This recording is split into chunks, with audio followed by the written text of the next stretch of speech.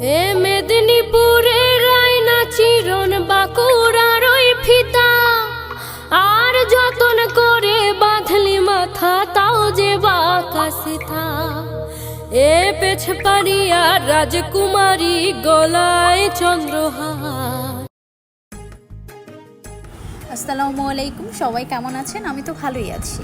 আজকে হচ্ছে গরুর মাংসের কালো ভুনা করব, রাঁধুনির রেডিমিক্স মশলাটা দিয়ে কালো ভুনার।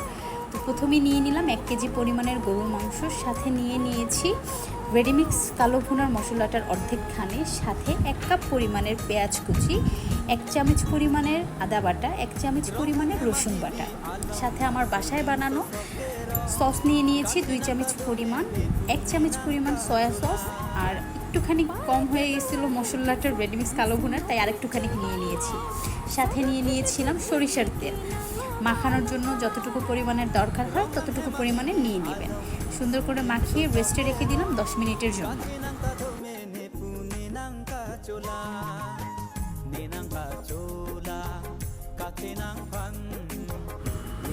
এরপর নিয়ে নেব একটা প্রেশার কুকার, তার ভিতরে সম্পূর্ণ ম্যারিনেট করা মাংসটা দিয়ে দিব, সাথে হাত ধুয়ে একটু পানি দিয়ে দিব যেন নিচে লেগে না যায়।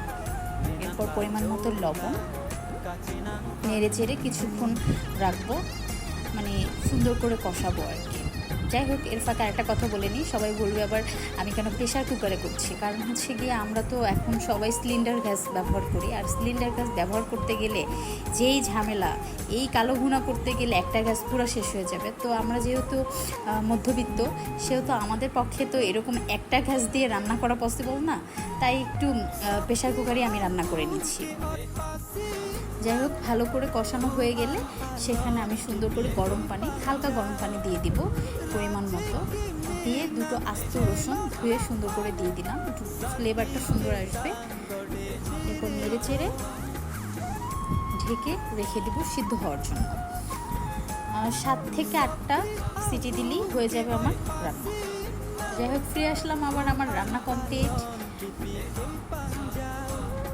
অনেকটাই হয়ে গেছে, সম্পূর্ণ ঝোল টেনে গেছে, মানে মাখো মাখো একটা ঝোল আছে।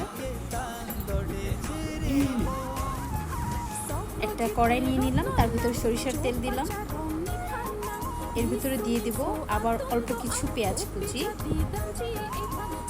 সাথে দিয়ে দেবো 2 থেকে 3টা মানে শুকনো মরিচ। আপনারা ঝাল যেরকম যে খান সেরকম নিয়ে নিতে পারেন, বেশি কম নিতে পারেন।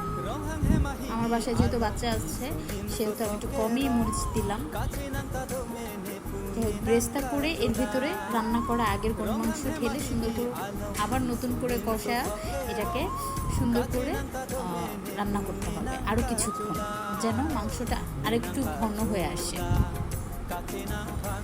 এরপরে আরেকটা প্যাকেট রাঁধুনি মশলার ভিতরে যে থাকে কালো ভুনার ছোট প্যাকেটটা, সেখান থেকে অল্প কিছু গুঁড়ো মশলা উপরে দিয়ে দেবো। এটা হচ্ছে গিয়ে আপনার 5 ফোড়নের গুঁড়োটা, যেটা কিছুটা একটু কালো ভুনার ফ্লেভার আনবে।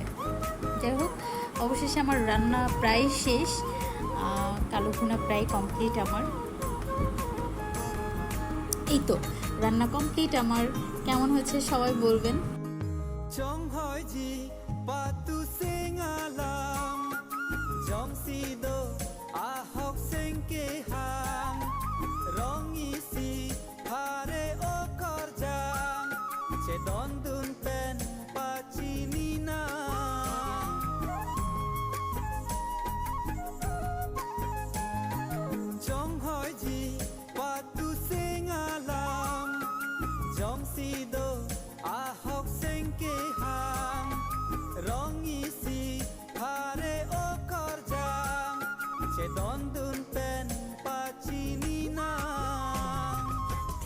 Hito la son